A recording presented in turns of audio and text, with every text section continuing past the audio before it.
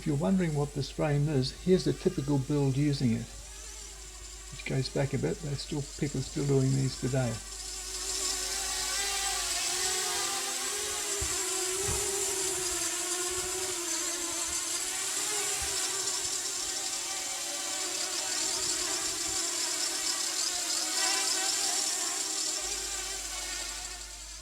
In a final reveal, you're looking at a DJI product from before Phantom and Mavic times, going back to at least 2012.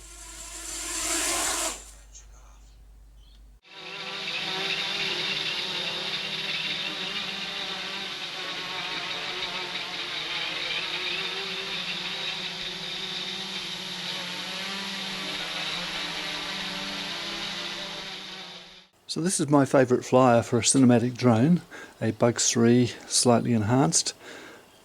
And over here I've got something I call Super Bugs, which those who have been around for a while would recognise it's got an F450 frame. But it's still got, and it's also got bigger motors, 2300 kV motors. And but it's got a Bugs 3 flight controller, and it's set up to mimic a Bugs 3, even though it's quite a bit heavier and large. It's about 200 grams heavier than the Bugs. But what prompted it was I had something like this. Now this thing has got a Bugs 3 mini flight controller in it, which is a bit limited, but it was a fun build. But I had the big motors on this frame, and the thing was very twitchy. Now I could have tuned it, but it just wasn't particularly pleasant to fly. Even though it, looking at the video, it seems to fly right, I just didn't enjoy flying it. So this one, I've had its first flight today, and it feels good. It handles well. It went for 6 minutes on the 3S, which is pretty good. I normally do 5 or 6 minutes with the a Bugs 3. Just a few little things I need to do to it before I finish it off. But yeah, it's been an interesting experiment. Again, being a bit on the tight side, or just liking value for money.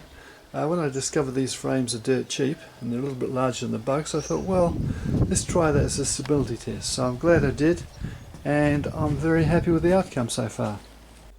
So as you can see, I've started to unpack the components I had on the Bugs 6 frame. It's certainly a tight fit. So I've got those great 20 amp B-Heli ESCs, and you've got a quick glimpse there of the motor with a aluminium sheet underneath to try and dissipate the heat, which actually worked kind of well. But say a very tight build. So I'm just pulling it up and I'm getting a record of how I've got the thing wired up, so that when it comes time to put it into the larger frame, I've got a good idea of where the wires go. And there's the camera, cheap camera I'm going to use. So I've got the Bugs 3 flight control board positioned after ripping it out of the B6 frame, and I've got 3 of the 4 motors over, so I've got 1 more to go. And then it's a question of lengthening a few wires, soldering it together and putting a hood on it. And then I've got to think about where I'm going to put cameras and stuff like that. I know where the battery's going to go. So it's moving along. Okay, this is where I've got to so far, building what I'm thinking of as the Super Bugs. So just taking the lid off, I've moved the flight control board from the B6, and I've mounted all the motors. It's good the screw holes fit those motors. I think they're about 2300 kV, and I've mounted the flight controller sort of floating a bit on a thin piece of plastic. So I'll have the battery in the middle, and I'll have cameras, one sort of another, on the front. Yeah, so far so good, and we'll see where we go. The motor mountings seem to be going well, so they line up nicely, and there's plenty of ventilation for the motors, which was a bit of an issue on the Bugs 6 frame, the way I'd mounted them. So we'll see how we go. So the main point of this filming is to make sure I'm clear on what's happening. I think I'm going to have to move the ESCs, extend the ESC mountings out further to the arms. Yeah, they're too close to the main body. And then it's going to be easy enough to mount the, I'll have that cap on there somehow. I'll have probably on arms, on extenders, to have it floating up a bit higher. So plenty of ventilation for the flight control board and the ESC. So the main thing is I think it should fly better having those more powerful 2300 kV motors out on long arms. But time will tell. So this is the completed build, the way I test flew it.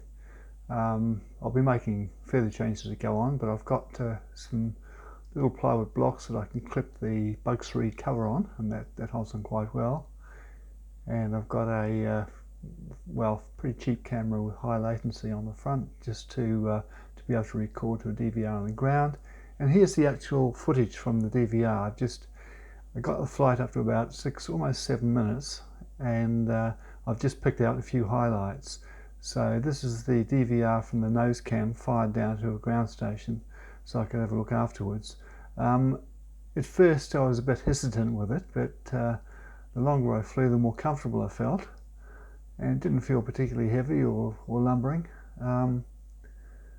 So quite pleased with that. So I'll probably put a better camera in it, and I'll mount something. I'm not sure whether it'll be the Insta360 Go 2 or maybe a GoPro, and see how it goes as a camera platform. But it's certainly a lot more stable than having those big motors in a B6 frame. Actually, I don't think the B6 frame was ever a particularly good design. The only hassle with this thing, of course, is it's even bigger than the Bugs 3, so it's not going to fit in a backpack, so it's not very practical for carting around.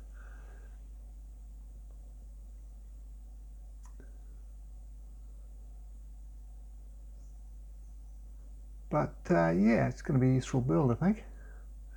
And the longer I flew, the more interest the birds took in it. I had quite a flock around me by the end of it. The other good thing with those long arms is I can put longer props on. Those props are 6-inch. I think I've got some 7-inch or even bigger from an earlier project that wouldn't fit on a Bug. So I'll dig those out and put them on, because the motors can certainly handle it. The only surprising thing was that, as I say, I flew it for about 6 minutes 45 seconds, and I was getting audible warning of low battery on my Jumper 3 controller towards the end of the flight. So I kept flying and eventually did a gentle descent. And I'm surprised to find the battery's the lowest I've ever seen. I've never seen a 3-cell battery at 9.7, which is 3-point-something volts per cell, so getting way down there. So as soon as I got home and realised how low it was, I put it straight back onto a recharge. So I'll leave it at this. There's a little bit more footage, but as I say, I've just cropped out some of the highlights, because when I first started flying with this, the first flight, I was hovering. And with these things, the faster you go, the better it is. In fact, looking up at it, it seemed to be smoother than the footage I'm seeing from the DVR. But yeah, this looks good. And as I say, those old F450 frames are dirt cheap. In fact, they get cheaper once the vendors realise you're interested, because I guess they're not selling many anymore. But certainly solidly built and a lot of value. So in line with my cheap and cheerful value for money, while we're trying to figure out what the local regulator is going to do in terms of the threatened registration process in July, I like to keep my costs down and my options open, where it's wait and see time. So that's about it. I'll say goodbye now, and on a sunny day I'll have another go with this and see what it'll do. So bye for now.